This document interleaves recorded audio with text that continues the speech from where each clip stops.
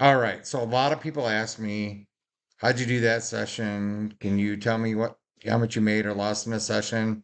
I kind of think that's not really important because what matters is how you play and how, if you mess up, where you can improve, what you did wrong, what you could do better, et cetera, et cetera. That's really more important.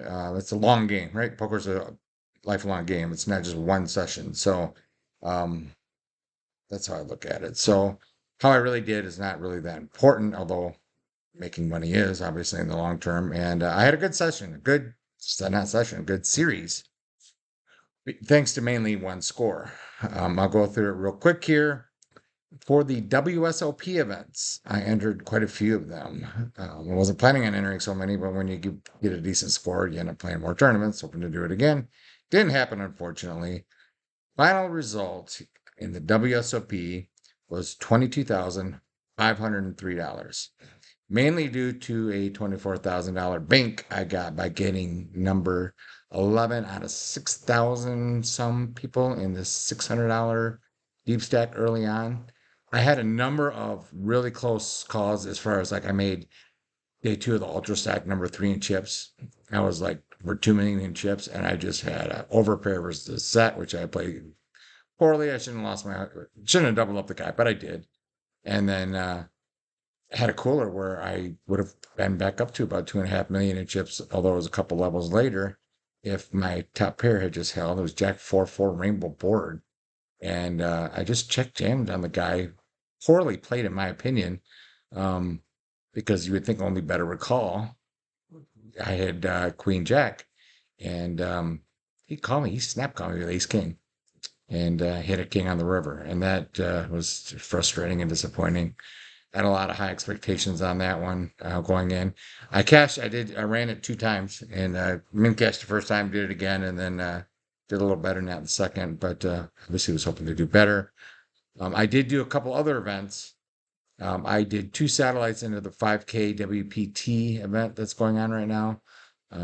I did not have any luck with those, and I ended up doing a couple, $600 PLO mystery bounties over at um, the was it MGM, and unfortunately, I didn't have any luck with those. So that's minus 2,300 for a grand total on the trip of 20,203.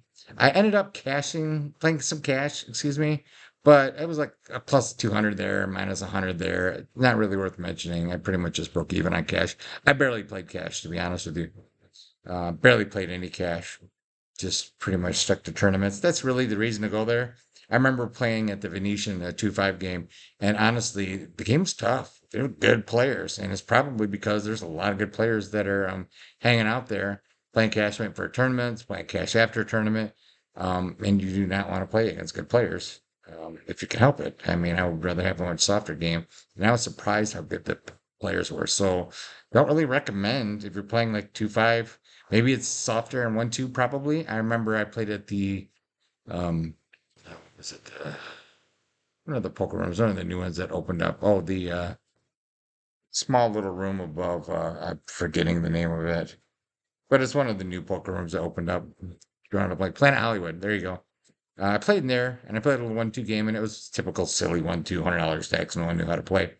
But I ended up going up to a 2-3 game, which is uncapped, which played more like a 2-5 5-10 game. And there was some decent players there. There were some clowns more than anything. But there was a couple decent players there. And I'm thinking, just if you're going to play 2-5 and above, just stay at home if that's your typical gig, because I didn't think the play was very soft at all as far as in the 2-5. Did I make money? Yes.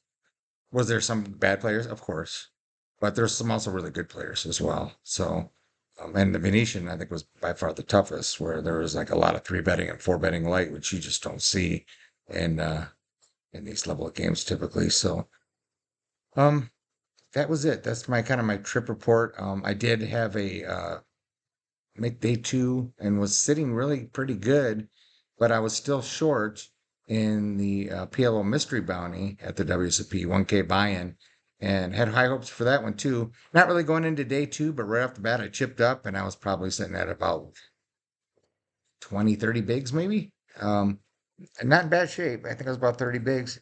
And I looked down under the button at King, King 10, like 4 with the suit, King 10 of clubs, I believe it was. And it's on my vlogs. Tournament life. Oh, I got a 10. That's good. Am I still alive? GG, man. Very good. Did you hit us straight? You did. 6, 7, 8, 9, 10. Oh, come on. Really? How do you call me with 8, 4, 7 deuce, whatever? You actually raised you. No, I 3-bet him. This guy's the worst poker player on the face of the earth. And then I ended up just calling because I'm not very deep, and it wasn't that great of a hand. But the late position guy, an Asian guy, I noticed he'd done this before. I think he was raising to steal the money, right? So he pots in late position. The small blind calls, and I'm thinking this is a great spot to just squeeze. So I just pot it, and I think I pretty much put in 80% of my 80% of my stack. The guy to isolate, of course, goes all in. I of course call. The guy has like ace 7 8 3 with the suit. I mean, it was not a hand you would call a limp jam with by any means. I could easily have aces, and or I have a better queen, ace queen jack 10 or something like that, and he's in bad shape against that range. He's hoping I have a king, pack of kings, because that gives him the most equity. But my range is just crushing him. I don't know what that clown's doing, but he got it in there with me. And flop come 10 10 like deuce or something. And I flop trips on top of my kings, and I'm feeling wonderful. And the guy backdoors a straight. If I win that, I'm up to like 60 bigs, 70 bigs maybe, and then I'm looking wonderful. Unfortunately, that didn't happen. That was another one. That and the altar stack. There's a couple ones that I really had high hopes for on day 2, and I was looking really good. And the problem with the thing is with the mystery bounty is I only ended up winning $300 because I cashed out for 13, bought it for 1,000. So there's no money to be min cashing. The money is in the bounties. Apparently, it all goes towards the bounties because I've never seen that before. Min cash being only 1/3 of what the buy-in was. But yeah, if I get even one of those bounties, I think the minimum bounty is 500. Most are like 1,000. There's 5,000 ones, 10,000 ones. I mean, there's a couple $100,000 bounties too, some 50,000. I just hit one or two of those bounties by just holding onto that hand. And boy, it's a whole different story. I'm sitting beautiful. I'm really happy with my second trip. Unfortunately, instead, I ended up losing some money.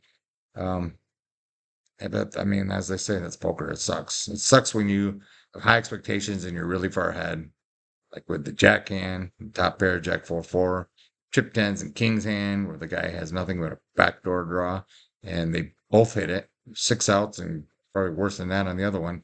And if I get either one of those, I'm sitting golden, running deep, and making a heck of a lot more money. But as I say, that's poker. The one I did run deep in, I just ran pure. You really almost need to run that deep, I guess. And it was beautiful. My hands were just holding.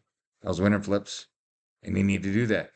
This trip, my hands weren't holding. I wasn't winning flips, and hence got a loss of what was it, 2 3K this last trip. So that's it. That's my results. Hopefully I didn't blab on too long. PokerProUs.com is my website, or just subscribe to the channel. I'm mostly doing the YouTube stuff right now. And yeah, we'll talk to y'all later.